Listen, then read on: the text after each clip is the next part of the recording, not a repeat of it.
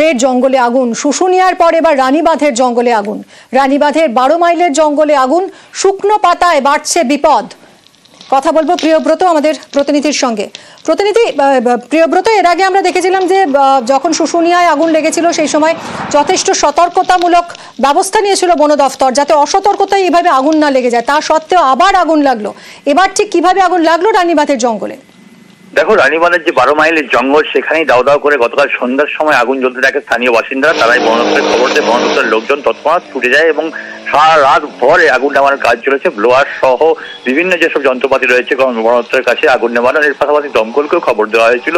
কিন্তু বন দপ্তরের লোকজনই সারা রাতের চেষ্টায় আগুন নিয়ন্ত্রণে রয়েছে। কিন্তু এই বারে বারে কেন আগুন লাগছে, সচেতনতামূলক প্রচার বিভিন্ন ধরনের চলছে, কিন্তু তারপরও মানুষজন কেন সচেতন হচ্ছে না? মূলত যেটা মনে করছে বন দপ্তর, যে কেউ বা কারায় ধূমপান করেই সেই অর্ধেক অংশ ফেলে দেওয়াতেই এমন আগুন, এবং সেইখান থেকেই কিন্তু দাবানলের আকার নিয়েছে আগুন। তুমি জানো কত কয়েকদিন আগেই শুশুনিয়া পাহাড়ে যেভাবে আগুন লেগেছিল এবং 24 ঘন্টার বেশি সময় ধরে জ্বলেছিল সেই আগুন, এবং বেশ কিছু জিনিসপত্র ক্ষতি হয়েছে, ভেষজ উদ্ভিদ ক্ষতি হয়েছে, প্রাণী সম্পদ ক্ষতি হয়েছে।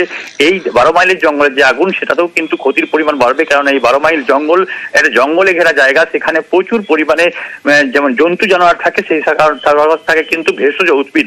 এইসব জন্তু জানোয়ার এবং ভেষজ উদ্ভিদ ক্ষতিকারের মধ্যে পড়ছে এবং বারে বারে সচেতনতামূলক প্রচার করা হচ্ছে, কিন্তু তারপরেও কিছু হচ্ছে না। বন দপ্তরের যেটা দাবি সেটা হচ্ছে যে এবার কিন্তু কঠোর ব্যবস্থা দেওয়া হবে, আইন মোতাবেক, তার সঙ্গে দণ্ডনীয় অপরাধ এবং আগুন লাগানো জঙ্গলে সেটা কিন্তু মোতায়েন করবে। এবং তার পরবর্তীকালে এই আগুন নেভানোর কাজ শুরু হয়েছিল, আগুন নেভানোর কাজ বন্ধ হয়েছে, আগুন এখন নিয়ন্ত্রণে রয়েছে। এর পরবর্তীকালে কিন্তু সচেতনতামূলক প্রচারের পাশাপাশি ব্যবস্থা নেওয়া হবে কঠোরভাবে। ধন্যবাদ প্রিয়ব্রত।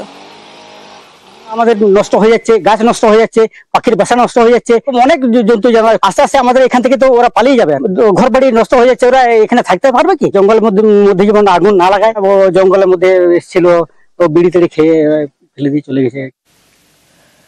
ছোট্ট শরীরে বড় রোগ। দেগঙ্গার বাসিন্দা সোহান ইসলাম, জেনেটিক হান্টার MPS 2 আক্রান্ত সোহান এই বিরল রোগে অঙ্গ বিকল হতে শুরু করে। চিকিৎসায় খরচ প্রচুর। সোহানের বাবা গেঞ্জি কারখানার কর্মী, তার পক্ষে এত টাকা দিয়ে চিকিৎসা করানো সম্ভবই নয়। সাহায্যের আশ্বাস দিয়েছে স্বাস্থ্য দফতর।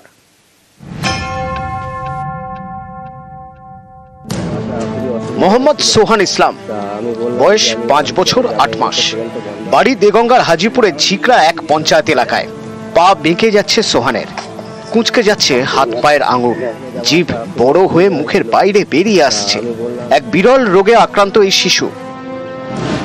রোগের নাম হান্টার MPS 2, বিরল জেনেটিক রোগ। আক্রান্তদের মাথা বয়সের তুলনায় বড় হয়। হার্ট, মাথা, ফুসফুস, হাত পায়ের মতো নানা অঙ্গ প্রত্যঙ্গ বিকল হতে থাকে। ধীরে ধীরে কথা বলতে সমস্যা হয়। অল্প বয়সে মৃত্যু পর্যন্ত হতে পারে।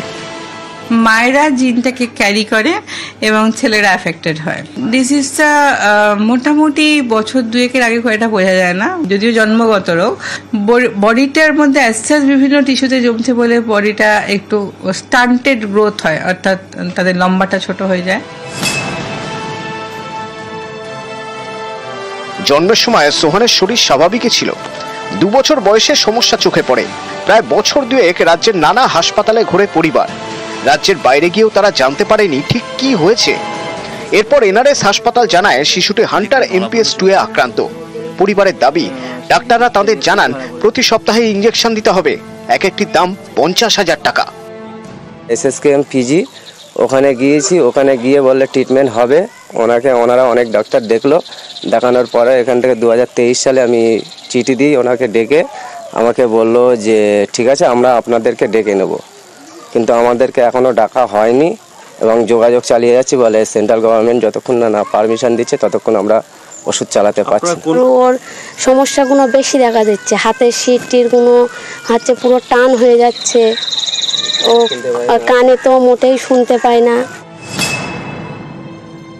এখন অবধি যে ট্রিটমেন্টটা এসছে সেটা হচ্ছে এনজাইমেটিক রিপ্লেসমেন্ট। সো এটা একটা এনজাইমের ডেফিসিয়েন্সি থেকে হয়। সেই এনজাইমটা এখন পাওয়া যায় এবং সেই এনজাইমটা প্রত্যেক সপ্তাহে পেশেন্টকে ভর্তি করে ইন্ট্রাভেনাসলি দিতে হয়। ছেলে বিরল রোগে আক্রান্ত, চিকিৎসায় প্রচুর খরচ, কিন্তু বাবার আয় তো সামান্য। চিকিৎসা করাবেন কিভাবে? এই পরিবারের পাশে দাঁড়ানোর আশ্বাস দিয়েছে স্বাস্থ্য দপ্তর। জেলা মুখ্য স্বাস্থ্য আধিকারিকের মাধ্যমে স্বাস্থ্য দপ্তরে আবেদন করতে বলা হয়েছে। দেগঙ্গা থেকে জিয়াউল আলম, নিউজ 18 বাংলা।